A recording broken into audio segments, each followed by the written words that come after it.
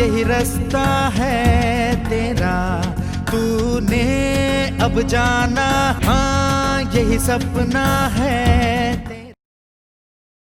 आज का हमारा टॉपिक है F11 में अकाउंटिंग फीचर का आउटस्टैंडिंग मैनेजमेंट। तो आज हम करेंगे आउटस्टैंडिंग मैनेजमेंट। तो हम ओपन करते हैं टैली।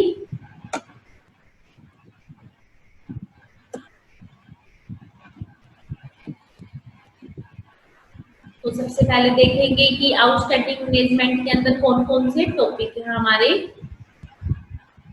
तो वर्किंग एजुकेशन मोड के अंदर गए तो हमने यहाँ पर अपनी न्यू कंपनी की रेट कर ली। ओल्ड प्लस F3 में गए की रेट कंपनी, तो हम अपनी कंपनी की रेट कर रहे हैं यहाँ से किसके नाम से, RCIT के नाम से। यहाँ पे क्या डालेंगे, हरियाणा, और हमने एक्सेप्ट कर दिया। यहाँ पर हमारी कंपनी बन के तैयार है, यहाँ पर क्रिएट होगी हमारी कंपनी। उसके बाद हम जाएंगे F11 के अंदर अकाउंटिंग फीचर में आउटस्टैंडिंग मैनेजमेंट। तो देखो आउटस्टैंडिंग मैनेजमेंट के अंदर कौन से टॉपिक है हमारे, maintain bill wise detail for non trading account also. ये जो दोनों टॉपिक हैं ये दोनों साथ में हैं। तो इस टॉपिक का यूज क्या है, हम पिछली क्लास में पढ़ भी चुके हैं कि हमने यहाँ पे बिल बाय बिल की एंट्री की थी। तो यहाँ से भी ये एंट्री होती है। जैसे आपने यहाँ पे इसको यस किया तो दोनों ऑप्शन को हम यस करेंगे, bill wise detail non trading account also होगी। यस करने के बाद हम इसको यहाँ से एक्सेप्ट कर देंगे। हमने इधर से इसको एक्सेप्ट कर दिया, ठीक है। और उसके बाद आएंगे, हम बाहर आ गए तो अब क्या करेंगे, जैसे हमने यहाँ पे लेजर की रेट करे, हमने यहाँ पे लेजर बनाया परचेज का,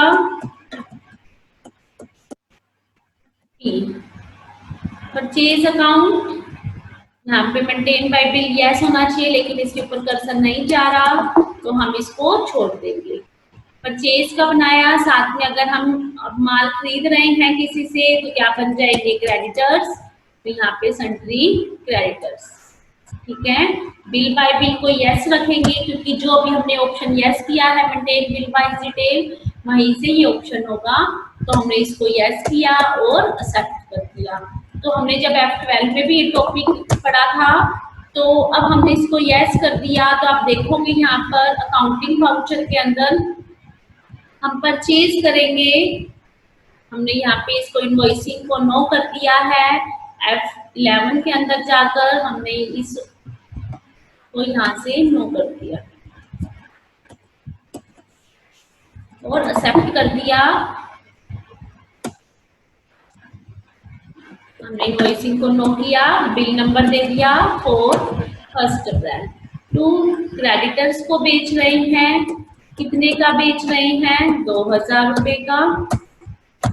2000 रुपये आगे क्या करके, परचेज आइटम्स नहीं दी, डायरेक्ट एंट्री होगी हमारी 1 अप्रैल को।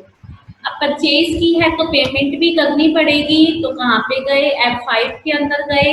यहाँ पे भी हमने सिंगल एंट्री मोड बंद कर दिया, अगर करना चाहे तो कर सकते हैं, लेकिन अभी हमने नहीं सीखा है।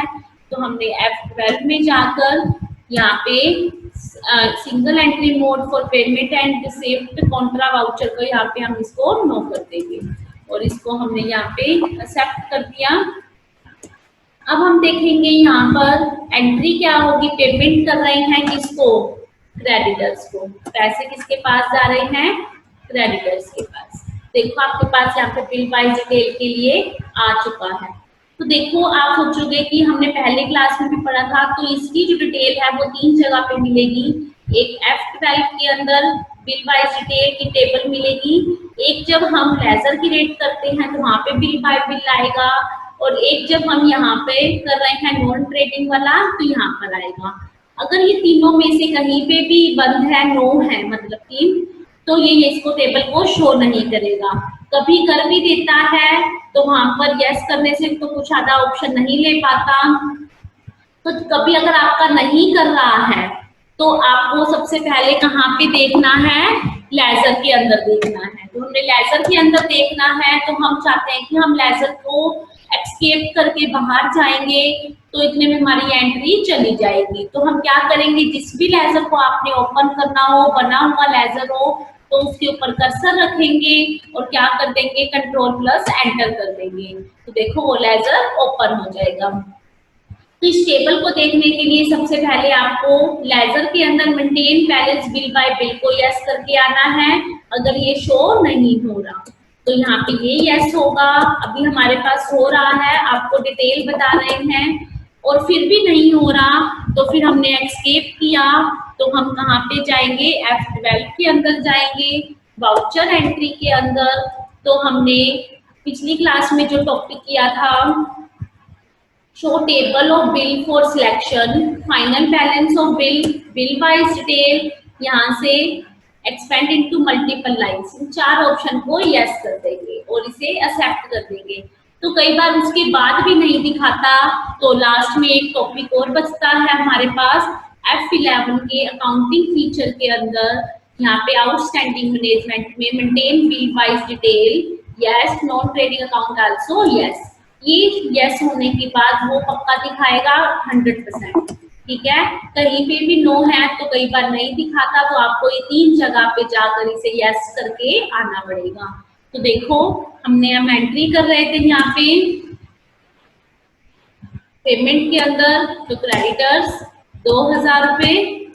तो देखो यहाँ पे हमने कहा कैश जा रहा है तो बिल दिखा दिया, तो हमने यहाँ पे एंट्री कर दी, ठीक है। तो ये था हमारा बिल वाइज डिटेल की एंट्री। उसके बाद आती है हमारे पास, देखते हैं कौन सा टॉपिक है।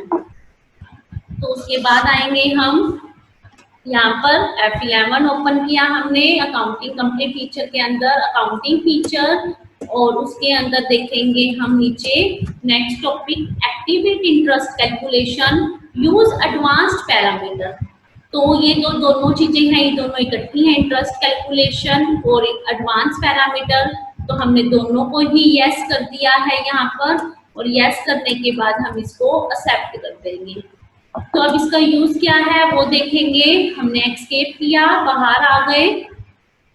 उसके बाद हम देखेंगे यहाँ पर आने के बाद हम सबसे पहले, अब इंटरेस्ट की बात हो रही है, जरूरी नहीं है कि हम किसी को जब उधार में पैसे देते हैं या उधार में पैसे लेते हैं तो ही इंटरेस्ट लगता है। जब हम किसी से माल खरीदते हैं तो हमें एक टाइमिंग पीरियड मिल जाता है कि आपको 10 दिन में, 15 दिन में इसकी पेमेंट करनी है। अगर आप उसके टाइम के बीच में उसकी पेमेंट नहीं करते हो तो आपको उसको इंटरेस्ट देना पड़ेगा। और अगर आपने किसी को माल बेचा है, अगर वो भी उस टाइमिंग पीरियड के अंदर आपकी पेमेंट नहीं देता तो आप उससे इंटरेस्ट ले सकते हो। तो अब हम एंट्री करेंगे। सबसे पहले हमने वहाँ पे इंटरेस्ट कैलकुलेशन को यस कर दिया, एडवांस पैरामीटर को भी यस कर दिया। तो अब हम सबसे पहले लेजर बनाएंगे। तो हम सपोज करो किसी को गुड्स बेच रहे हैं, सेल कर रहे हैं, तो हम जब सेल करेंगे और वो अगर हमारी पेमेंट नहीं करता तो उसके ऊपर इंटरेस्ट कैसे लगेगा। तो हम अकाउंट्स इन्फो के अंदर जाएंगे, लेजर्स क्रिएट करेंगे सेल का। तो हमने यहाँ पे सेल की, तो सेल को सेल अकाउंट्स में डालेंगे। जैसे हमने इसको सेल अकाउंट्स में डाला तो आपके पास आया activate interest calculation. Activate interest calculation, ये ऑप्शन यहाँ पे नो रहेगा। आप कहोगे कि हम तो कर ही इंटरेस्ट नहीं है तो इसे यस करेंगे, हम इसे यहाँ पर यस नहीं करेंगे, क्योंकि अगर हम यहाँ पर सेल के अंदर इसको यस कर देते हैं तो हम कितना भी माल बेचेंगे, चाहे वो कैश में बेचें, चाहे किसी को 2 दिन के लिए बेचें, तो ये उसके ऊपर भी इंटरेस्ट लगा देगा। तो सेल के अंदर जो इंटरेस्ट कैलकुलेशन है वो हमेशा ही हमारा नो रहेगा। ऐसी कंडीशन परचेज के अंदर भी रहेगी कि हम परचेज के लेजर के अंदर इंटरेस्ट को नो रखेंगे और हम इसको क्या कर देंगे, एक्सेप्ट कर देंगे। हमने इसको यहाँ पे एक्सेप्ट कर दिया है। अब अगर हम किसी को उधार में माल बेचेंगे तभी ही हम उसको क्या कर सकते हैं, उससे इंटरेस्ट ले सकते हैं। तो हमने यहाँ पे राम के नाम का लेजर बनाया। तो अब इसको किस में डालेंगे, जब किसी को उधार में माल बेचते हैं जब किसी को उधार में माल बेचते हैं तो वो क्या बन जाता है, सन्ड्री डेटर्स। तो हमने इसको सन्ड्री डेटर्स में डाल दिया। अब उधार में बेच रहे हैं, सबसे पहले तो बिल बाय बिल यस करेंगे इसका, और तो अब इससे ब्याज भी लेंगे क्योंकि ये उधार में पैसे लेके जा रहा है, तो हमने इसको यहाँ पे यस कर दिया। तो हमने इसको यहाँ पे यस कर दिया है, और इसको यहाँ पर जब यस करेंगे इंटरेस्ट कैलकुलेशन को, तो आपसे यहाँ पे आपके पास एक टेबल ओपन होके आई है इंटरेस्ट पैरामीटर के नाम से, हमने उसे यहाँ पे यस किया था।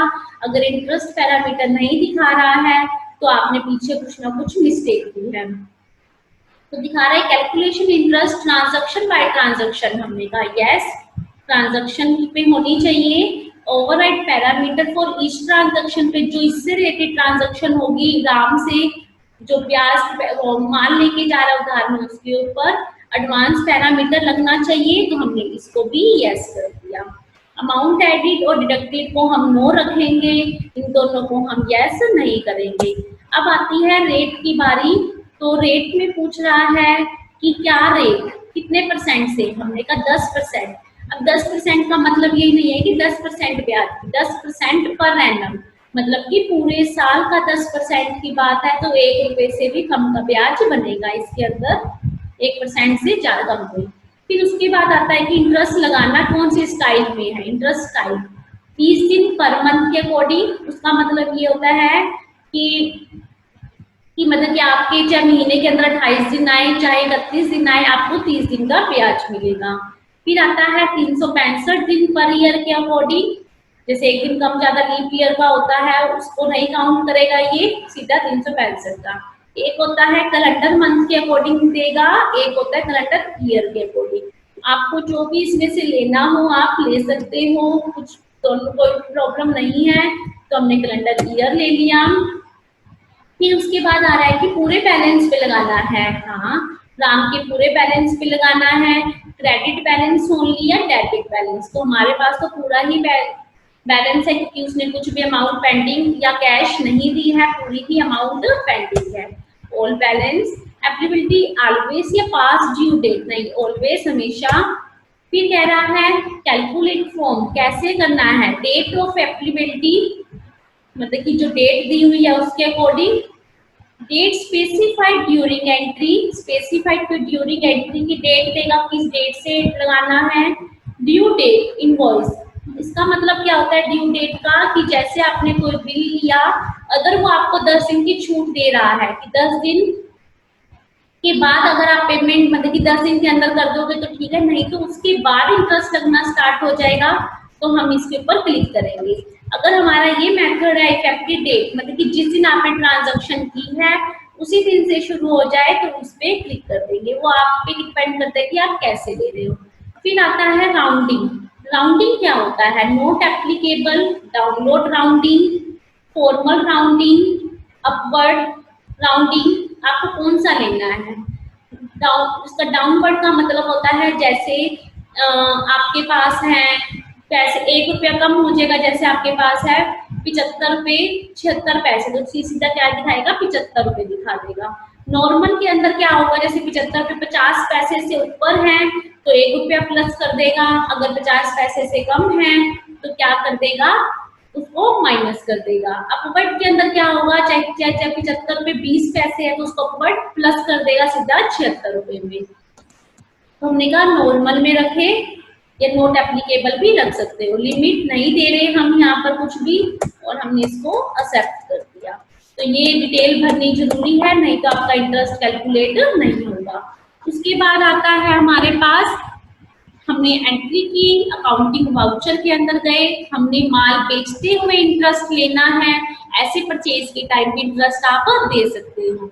तो हम F8 के अंदर गए, सेल, एक बात का ध्यान रखना कि डबल एंट्री सिस्टम के अंदर ही इंटरेस्ट लगेगा। तो हमने यहाँ पर बिल नंबर दिया 1 बाय, उधार में करेंगे तो ही इंटरेस्ट होगा, नहीं तो नहीं होगा।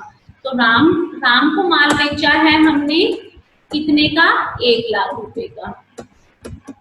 तो हमने यहाँ पे राम को क्या कर दिया, डेबिट कर दिया, कितने से 1 लाख रुपए से। तो हमने यहाँ पे 1 लाख रुपए से एंट्री की है, देखो इंटरेस्ट पैरामीटर शो कर रहा है, कुछ चेंज करना चाहो तो अभी भी कर सकते हो। जैसे यहाँ पे इसने अब डेट के लिए लिया 1 अप्रैल से कब तक, हम यहाँ पे डेट के लिए पूरा साल ही डाल सकते हैं क्योंकि हमारी डेट चेंज नहीं होती है बीच में, इसलिए हमें पूरे साल का इंटरेस्ट लगाना पड़ेगा। अगर आपके पास मल्टी यूजर टैली है तो आप इसके अंदर 1 महीने 2 महीने 15 दिन कितने का भी इंटरेस्ट लगा सकते हो।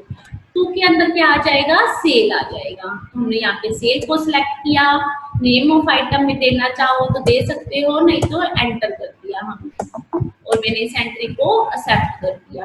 अब ब्याज को देखना है, कैसे पता चलेगा, तो हम उसे कैसे देखेंगे, एंट्री को एक्सेप्ट करेंगे, डिस्प्ले के अंदर जाएंगे, स्टेटमेंट ऑफ अकाउंट्स में जाएंगे। देखो ध्यान से कहाँ गए, हम गए गेटवे ऑफ टैली के अंदर, डिस्प्ले के अंदर, यहाँ पर गए स्टेटमेंट ऑफ अकाउंट्स के अंदर और इंटरेस्ट कैलकुलेशन पर। अब इंटरेस्ट 2 चीजें हैं, इंटरेस्ट रिसीव भी है और पे भी है। अब हम ये देखेंगे कि हमें इंटरेस्ट रिसीव होगा या पे करना है। हमने माल बेचा है तो मतलब कि सामने वाली पार्टी हमें इंटरेस्ट देगा, मतलब कि इंटरेस्ट रिसीव्ड हो रहा है, तो आपने इसके ऊपर एंटर कर दिया। तो यहाँ पे कुछ भी नहीं दिखा रहा, तो हम यहाँ पर क्या करेंगे, डेट चेंज करेंगे, तो चेंज पीरियड करेंगे। पीरियड चेंज किससे होता है, क्योंकि यहाँ पे सिर्फ 1 अप्रैल दिखा रहा है। अब 1 अप्रैल को माल बेचा है तो 1 अप्रैल की एंट्री दोबारा से, मतलब कि उसी दिन तो इंटरेस्ट नहीं दिखाएगा, तो हमने यहाँ पे Alt+ F2 कर दिया। चेंज पीरियड आ गया, फ्रॉम में 1 अप्रैल ही रहेगा और नीचे हम 31 मार्च डाल देंगे। तो आप देखोगे यहाँ पर हमारे पास इसने दिखा दिया 9972 रुपए का हमें क्या है, इंटरेस्ट लग रहा है। कितने से, 9972 रुपए से। तो ये हमने इंटरेस्ट पे करना है 9972 रुपए का। तो अब हम देखेंगे, आप सोचोगे कि ये करंट एसेट्स 98 क्यों दिखा रहा है, हमने हमारी 1 लाख से एंट्री की थी। तो हम यहाँ पे देख लेते हैं, इसने यहाँ पे कुछ डिस्काउंट कुछ काटा होगा तभी दिखा रहा होगा। तो हम देखना चाहें तो देख सकते हैं, इसके अंदर दिखा देगा हमें बैलेंस शीट के अंदर। तो यहाँ पे 98,000 की क्यों दिखा रहा है, परचेज सेल हमने इतने की किया है, 98 की क्यों दिखा रहा था, क्योंकि हमने उसमें से 2000 रुपए का माल की पहले की एंट्री की हुई होगी इसके अंदर, तो ये एंट्री इसलिए इसके अंदर दिखा रहा है। तो ये एक्सपेंडिचर बता रहा है टोटल में, क्योंकि हमारे पास गुड्स नहीं था इसलिए। और फिर क्या कह रहा है यहाँ पर, अब हमने इंटरेस्ट लग चुका है हमारा, अब हम पेमेंट आएगी हमारे पास, तो हम उसी डेट को पेमेंट नहीं ले सकते हैं। तो हम अकाउंटिंग वाउचर के अंदर जाएंगे और क्या करेंगे, यहाँ पर रिसिप्ट की एंट्री करेंगे, क्योंकि पैसे आएंगे। तो हमने F6 प्रेस किया, बट डेट का ध्यान रखोगे कि 1 तारीख को अगर एंट्री करते हैं तो इंटरेस्ट नहीं लगेगा। तो हमने यहाँ पे डेट डाली 31/3/2021, ठीक है। और क्या कर देंगे, यहाँ पर एंट्री करेंगे 2 के अंदर। तो देखो क्या एंट्री करते हैं रिसिप्ट के अंदर, हम रिसिप्ट हो रही है, पैसे आएंगे, कैश अकाउंट डेबिट टू, कौन देगा, राम, क्योंकि राम से लेने हैं। कितने, देखो यहाँ पे बैलेंस में दिखा दिया है 1 लाख रुपए, उसमें 2000 रुपए वो परचेज की माइनस करके दिखा रहा था। तो हमने यहाँ पे 1 लाख रुपए लिख दिया।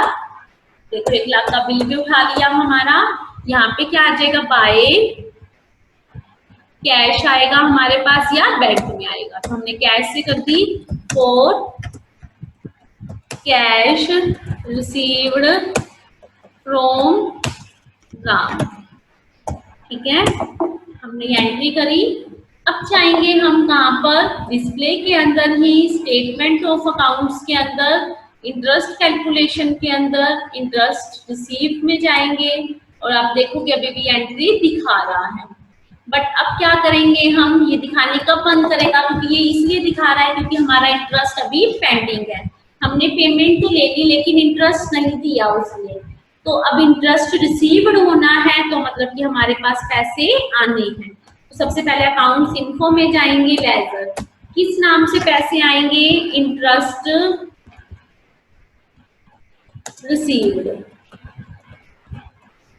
तो जब इनकम है रिसीव्ड हो रहा है तो इनडायरेक्ट इनकम। अगर परचेज की होती तो क्या लिखते हैं, इंटरेस्ट अलाउड इनडायरेक्ट एक्सपेंसेस। लेकिन अभी इनकम है तो इनकम को ही सिलेक्ट करेंगे।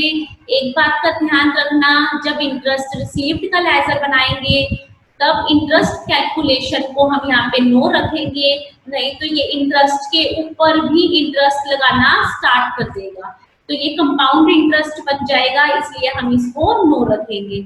हमने इसको एक्सेप्ट कर दिया, यहाँ पर आपकी एंट्री एक्सेप्ट हो चुकी है।